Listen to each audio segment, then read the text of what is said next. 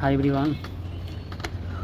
Today I will discuss about C language, programming in C. So I discuss question number. I will discuss question number 1, and after that question number 2, question number 3, and at all. ठीक है. So please listen carefully. Set v buff यानी buffering and set buffering function controls buffering of for the stream. कहता है कि set v buffering और set buffering यानी buf function का stream के लिए बफरिंग को नियंत्रित करता है. फिर से सुनिए एकदम, क्योंकि लैंग्वेज है थोड़ा खचखा टाइप का. सेट वी बफ फंक्शन और सेट बफ फंक्शन स्ट्रीम के लिए बफरिंग को नियंत्रित करता है. स्ट्रीम किसको कहता है जनरली आप समझिए. स्ट्रीम मान लीजिए ए बी सी, एक मतलब स्ट्रीम में एक इसको क्या कहता है ए बी सी डी.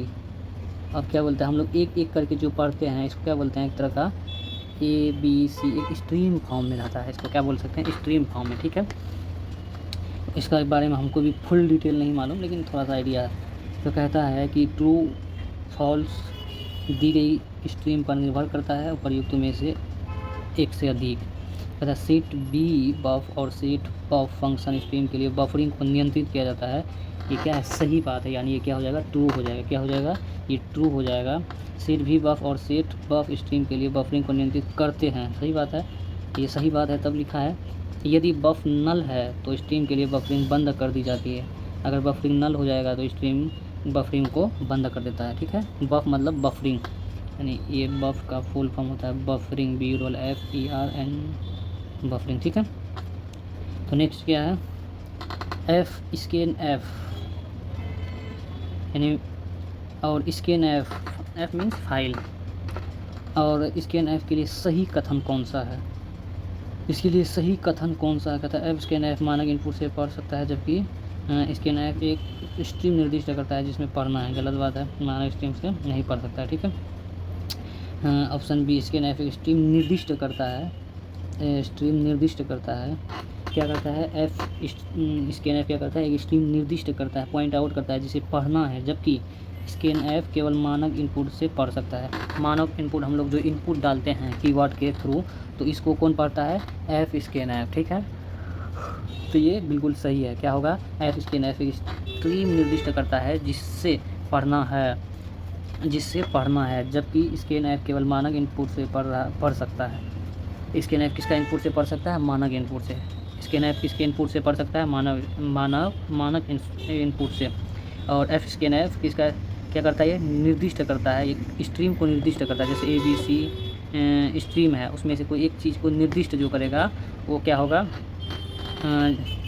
ये एफ स्कैन एफ के लिए ये क्या होता है, एक स्ट्रीम को निर्दिष्ट करता है. क्या करता है, एफ स्कैन एफ क्या करता है, एक स्ट्रीम को निर्दिष्ट करता है जिससे पढ़ना है. क्या करता है स्कैन एफ, कोई एक स्ट्रीम को निर्दिष्ट करता है जिसे पढ़ना है. इसका काम क्या है, कोई एक स्ट्रीम को निर्दिष्ट करता है जिसे पढ़ना है. ठीक है, स्कैन एफ क्या करता है, एक मानव इनपुट से पढ़ सकता है. ये क्या करता है, एक मानव इनपुट को पढ़ता है. सबका काम अलग अलग है. क्या है, स्कैन एफ क्या करता है, एक पॉइंट आउट करता है पढ़ने के लिए. क्या करने के लिए, जिसे पढ़ना है. स्ट्रीम निर्दिष्ट करता है जिसे पढ़ना है. क्या करता है, स्ट्रीम को निर्दिष्ट कर सकता है जिससे पढ़ना है, जबकि स्कैन एफ क्या करता है, केवल मानक इनपुट से पढ़ सकता है. ठीक है, याद रखना है. नेक्स्ट क्या है, ये पूरा ऑप्शन पढ़ना ये पॉसिबल नहीं है, खाली याद रखना. ठीक है, ये सही है, ये सब गलत है, तो इसको पढ़ना ही क्या. नेक्स्ट क्वेश्चन क्या, third number question, file TMP file void का क्या कार्य है. File star TMP file void का क्या कार्य है. File star TMP file void का क्या अर्थ है. पहले तो क्वेश्चन ही आपको मालूम होना चाहिए क्या बोल रहा है. अगर क्वेश्चन याद नहीं रहा तो आप आंसर में कंफ्यूज हो जाओगे आखिर किसके लिए क्या है.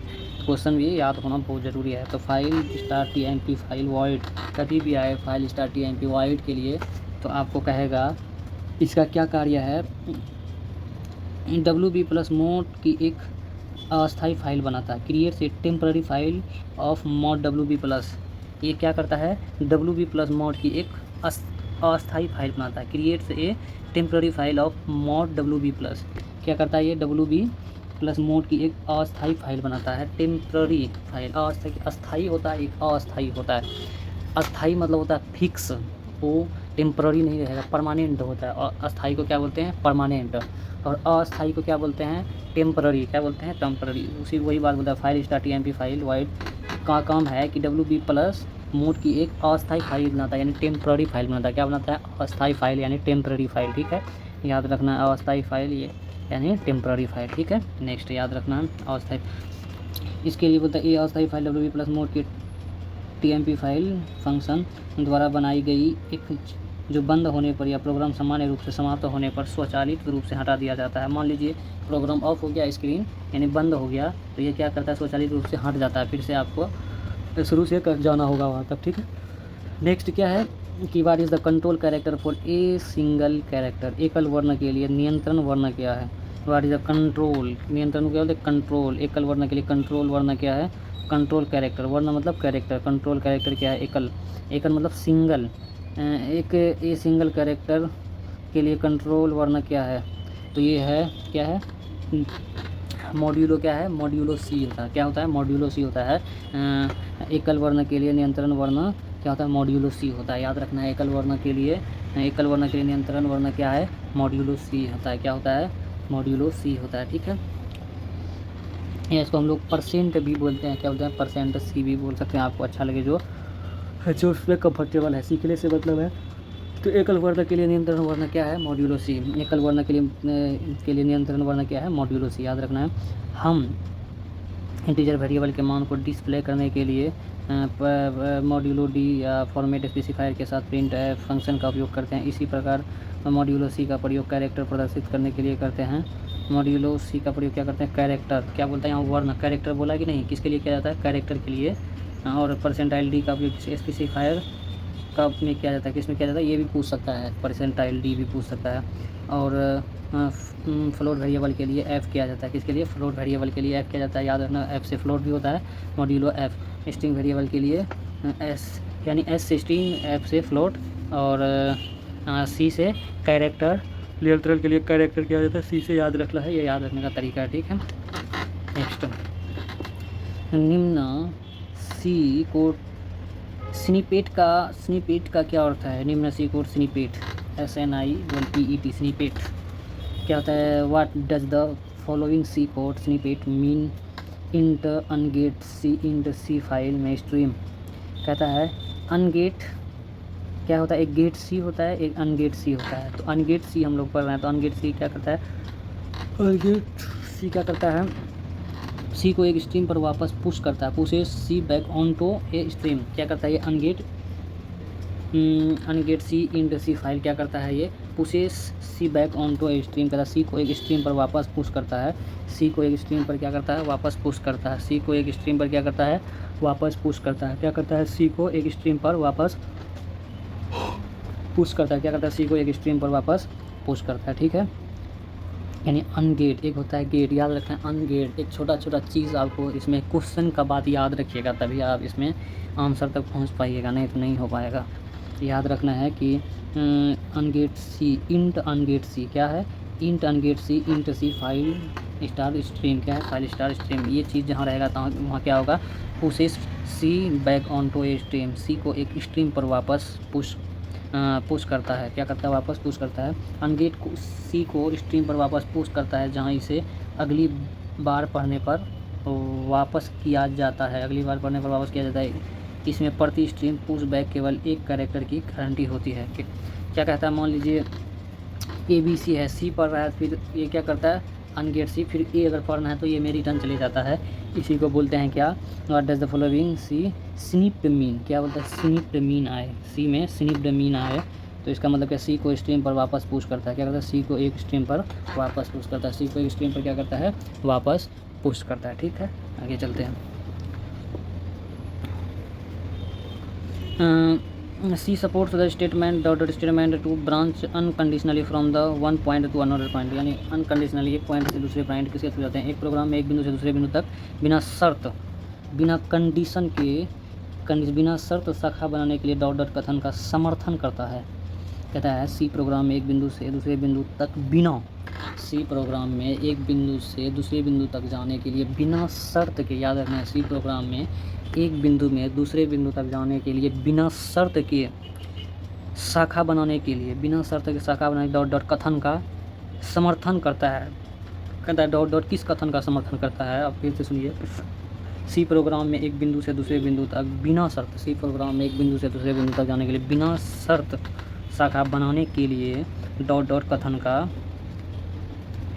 समर्थन करता है। तो क्या है वो, कंटिन्यू, गो टू, ब्रेक। ये क्या है, गो टू, क्या है, गो टू, क्या है, गो टू। गो टू का यूज़ करते हैं बिना कंडीशन के, बिना शर्त के, एक पॉइंट से यानी एक बिंदु से एक पॉइंट से दूसरे पॉइंट तक जाने के लिए कि कौन सा कथन का यूज़ करता है, गो टू। किसका उपयोग करता है, गो टू। याद रखना है, बिना शर्त के एक पॉइंट से दूसरे पॉइंट तक जाने के लिए किसका यूज़ करता है, डॉट डॉट किस line, go to. Go to line का यूज़ करता है। कौन सा line, go to line. Go to C भाषा में एक जंपिंग स्टेटमेंट, क्या है, एक जंपिंग स्टेटमेंट है। गो टू क्या है, सी में एक जंपिंग स्टेटमेंट है। क्या है, कभी पूछ सकता है, गो टू क्या है, जंपिंग स्टेटमेंट भी है, ठीक है। तथा अनकंडीशनल कंट्रोल स्टेटमेंट है। क्या है, ये एक अनकंडीशनल, यानी क्या बोले, बिना शर्त के, इसको क्या बोलेंगे इंग्लिश में, अनकंडीशनल कंट्रोल स्टेटमेंट है, जो प्रोग्राम के कंट्रोल को एक स्टेटमेंट से दूसरे स्टेटमेंट में ट्रांसफ़र करता है। बिना किसी कंडीशन के एक स्टेटमेंट से दूसरे स्टेटमेंट में ट्रांसफ़र करता है। वेयर लेवल इज डिफाइंड, गो टू एक ही ब्लॉक के भीतर प्रोग्राम को ट्रांसफ़र करता है। क्या करता है, एक ही ब्लॉक के भीतर प्रोग्राम को ट्रांसफ़र करता है। क्या करता है, एक ही ब्लॉक के भीतर प्रोग्राम को ट्रांसफ़र करता है। क्या करता है, एक ही ब्लॉक के भीतर प्रोग्राम को ट्रांसफ़र करता है, कर सकता है, ठीक है। इसको हम लोग क्या कहेंगे, गो टू। क्या करता है, एक बिना कंडीशन, अनकंडीशनल शर्त से एक पॉइंट से दूसरे पॉइंट में जब जो जाएगा उसको क्या कहेंगे हम लोग, गो टू स्टेटमेंट। क्या कहेंगे, गो टू कथन, go to state, go to line, go to कथन, ठीक है। नेक्स्ट क्या है, which function will return the current file position for stream. कहता है कौन सा फंक्शन स्ट्रीम के लिए वर्तमान फाइल स्थिति लौटाएगा। कौन सा फंक्शन स्ट्रीम के लिए वर्तमान यानी करंट फाइल स्थिति लौटाएगा। कौन सा फंक्शन स्ट्रीम के लिए वर्तमान फाइल स्थिति लौटाएगा। पहले तो क्वेश्चन ध्यान में रखना चाहिए, क्या बोलना चाह रहा है, कौन सा फंक्शन, पूछता है कोई ऐसा फंक्शन होगा फंक्शन स्ट्रीम के लिए वर्तमान, उस फंक्शन के लिए वर्तमान जो फाइल स्थिति लौटाएगा, ठीक है। फाइल स्थिति कौन लौटाएगा, एफ गेट पोजीशन लौटाएगा, एफ सी लौटाएगा और क्या, एफ टेल। ये एफ टेल लौटाएगा। कौन सा लौटाएगा, एफ टेल आपको लौटाएगा। वर्तमान स्थिति लौटाएगा। क्या करेगा, वर्तमान फाइल स्थिति। मान लीजिए रीड कर रहा है ABCD ऐसा करके फाइल, अगर यहाँ पहुँच के आ गया, करंट यहाँ है, तो यहाँ तक लौटाने के लिए हम लोग क्या यूज़ करेंगे, एफ टेल। क्या करेंगे, एफ टेल करके यूज़ करेंगे। क्या करेंगे, एफ टेल फंक्शन। कहता है वर्तमान फाइल स्थिति स्ट्रीम के लिए एफ टेल फंक्शन का उपयोग किया जाता है। यह त्रुटि होने पर -1 लोकेशन देता है। त्रुटि होने पर क्या देता है, -1 लोकेशन देता है। क्या देता है, -1 लोकेशन देता है। आप जाहिर सी बात, मतलब सीधा साधा बात याद रखिए कि करंट पोजीशन लौटाने के लिए किसका यूज़ किया जाता है, एफ टेल का यूज़ किया जाता है। क्या करता है, एफ टेल का यूज़ किया जाता है। हालांकि ये भी कोई पोजीशन बताता है, इसका भी काम है, इसके बारे में नहीं मालूम है, बाद में आएगा फिर देखेंगे। लेकिन एफ टेल क्या करता है, आगे बढ़े फाइल को फिर पीछे यानी करंट फाइल स्थिति तक लौटाने के लिए किसका यूज़ करते हैं, कौन सा स्ट्रीम का, एफ टेल। याद रखना है, एफ टेल, ठीक है। नेक्स्ट, यदि मोड में प्रारंभिक अक्षर के बाद बी शामिल है तो यह क्या दर्शाता है, बाइनरी। क्या बाइनरी दर्शाएगा, बाइनरी फाइल।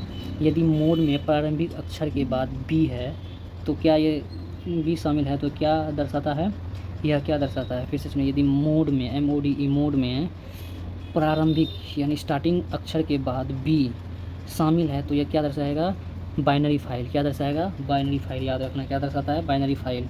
कहता है यदि मोड में पहले अक्षर के बाद बी अक्षर होता है, जैसे कि RB या W+B, तो यह बाइनरी फाइल को किसको इंगित करेगा, बाइनरी फाइल। या किसको इंगित करेगा, ये प्रारंभिक अक्षर के बाद जो ये किसको इंगित करेगा, बाइनरी फाइल को। किसको, बाइनरी फाइल को। यानी RB+ या W+B ये किसको इंगित करेगा, बाइनरी फाइल। याद रखना, ठीक है। एक अक्षर यदि मोड प्रारंभिक अक्षर के बाद बी शामिल है तो, ठीक है। नेक्स्ट, इसका उत्तर क्या है। कहता है ये बहुत आसान है। ये क्या है, मॉड्यूलो। परसेंटाइल क्या बोले मॉड्यूलो, मॉड्यूलो में क्या होगा, ये रिमाइंडर के बारे में जानकारी देता है। तो 7 को 3 से डिवाइड करेंगे, कितना रिमाइंडर आएगा 1, यानी इसका आंसर सही आंसर 1 होगा। ठीक है, याद रख लो, सही आंसर क्या होगा 1, यानी जिसको हम लोग शेषफल भी बोलते हैं। सी 2 या 2 से अधिक आयामों, सी क्या करता है, 2 से अधिक आयामों की सारणियों की, बहुत कचरा हिंदी लगता है इसका यार। सी 2 से अधिक आयामों की या सारणियों की अनुमति देता है। सी 2 से अधिक आयामों की या आयामों की सारणियों की अनुमति देता है जो इसे निर्धारित करेगा। सी 2 से अधिक आयामों की सारणियों की अनुमति देता है जो इसे निर्धारित करता है। सी 2 से अधिक आयामों की सारणियों की अनुमति देता है जो इसे निर्धारित करता है। इंग्लिश में सुनते हैं, सी अलाउस अरे ऑफ ग्रेटर देन, यानी अधिक, डायमेंशन यानी सारणियों, डायमेंशन यानी आयामों से कि अधिक सारणियों, हु विल डिटरमाइन दिस, कहता है सी 2 से अधिक आयामों की सारणियों की अनुमति देता है जो इसे निर्धारित करता है। कौन निर्धारित करता है, ये है बाबू साहब कंपाइलर। कौन, यह है कंपाइलर। कौन करता है, ये कंपाइलर करता है। सी 2 से अधिक आयामों की सारणियों की अनुमति देता है जो इसे निर्धारित करता है, वो है कंपाइलर। क्या है कंपाइलर, कंपाइलर एक कंप्यूटर प्रोग्राम है जो कंप्यूटर कोड को एक प्रोग्रामिंग लैंग्वेज यानी सोर्स लैंग्वेज से अनदर लैंग्वेज यानी टारगेट लैंग्वेज में ट्रांसलेट करता है। कंपाइलर नाम का उपयोग मुख्य रूप से उन प्रोग्राम के लिए किया जाता है जो सोर्स कोड को हाई लेवल प्रोग्रामिंग लैंग्वेज से लोअर लेवल लैंग्वेज में अनुवाद करते हैं। अतः सी लैंग्वेज में भी कंपाइलर ही निर्णय लेता है कि एरे कितने आयामी या डायमेंशनल है। क्या है, डायमेंशनल है। ये क्या करता है, सीधा आपको याद रखना, 2 से अधिक आयामों, क्या होता है, 2 से अधिक आयामों के लिए जो अनुमति देता है क्या कहते हैं, कंपाइलर। क्या कहते हैं, कंपाइलर। सीधा बात याद रखिए, 2 से अधिक आयामों यानी डायमेंशन के लिए वो जो हम लोग रन कर पाएंगे कौन सा कंपाइलर से, किसे रन कर पाएंगे, कंपाइलर से। ठीक है, next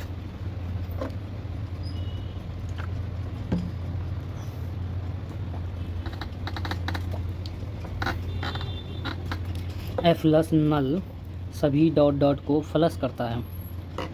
F dot dot flush करता है, फ्लश यानी आगे बढ़ाता है। फ्लश किसी भी बफर को आउटपुट स्ट्रीम पर लिखे जाने का कारण बनता है। इन इनपुट पर इफेक्ट अपरिभाषित है। फ्लश नल सभी आउटपुट स्ट्रीम को फ्लश करता है, आउटपुट स्ट्रीम को फ्लश करता है।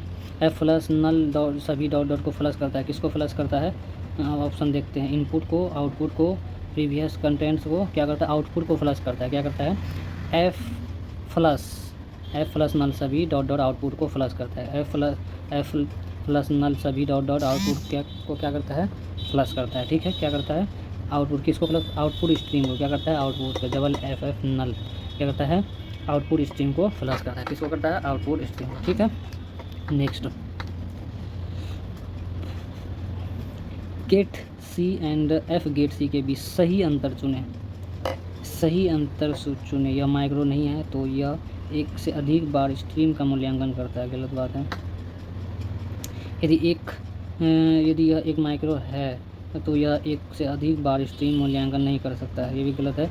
यदि यह एक माइक्रो है तो यह एक से अधिक बार स्ट्रीम का मूल्यांकन कर सकता है। क्या करता है, यदि यह एक माइक्रो है तो यह एक से अधिक बार स्ट्रीम का मूल्यांकन कर सकता है। यदि यह एक माइक्रो है तो यह एक से अधिक बार स्ट्रीम का मूल्यांकन कर सकता है। क्या करता है, तो यह एक से अधिक बार स्ट्रीम का मूल्यांकन कर सकता है। ठीक है, if it is micro it may evaluate stream more than once. यदि यह एक माइक्रो है तो यह एक से अधिक बार स्ट्रीम का मूल्यांकन कर सकता है। ये सही आंसर होगा सी। क्या होगा, सी, यानी गेट सी और एफ गेट सी के ही बराबर है, सिवाय इसके कि यदि यह एक माइक्रो है तो यह एक से अधिक बार मूल्यांकन कर सकता है। क्या करता है, यदि ये माइक्रो है तो एक से अधिक बार क्या कर सकता है, मूल्यांकन कर सकता है। कब, जब ये माइक्रो होगा तब।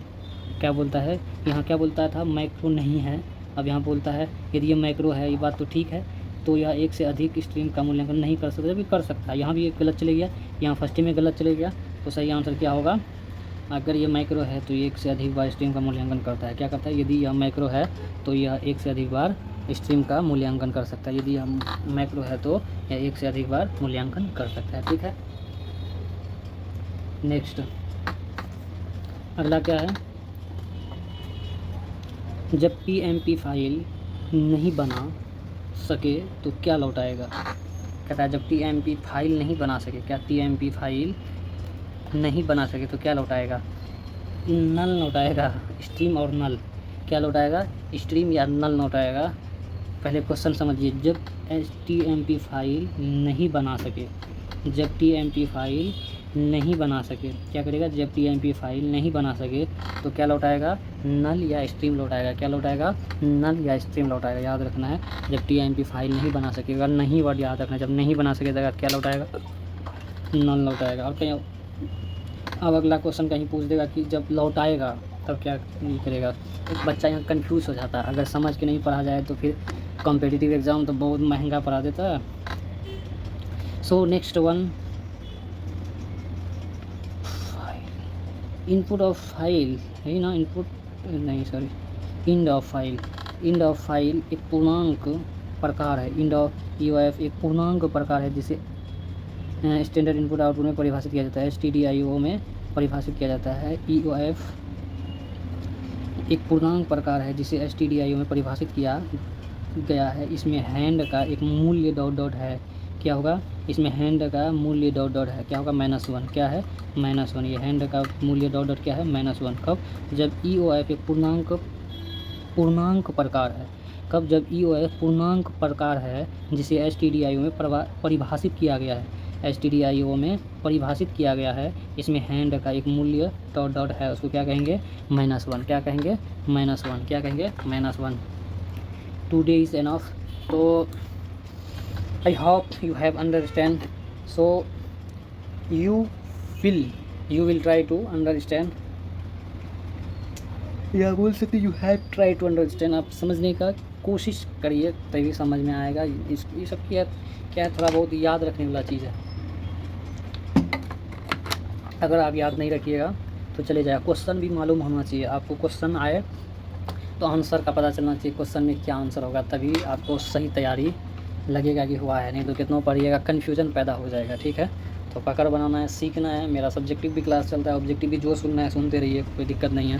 जो अच्छा लगे तो thank you for watching in this video.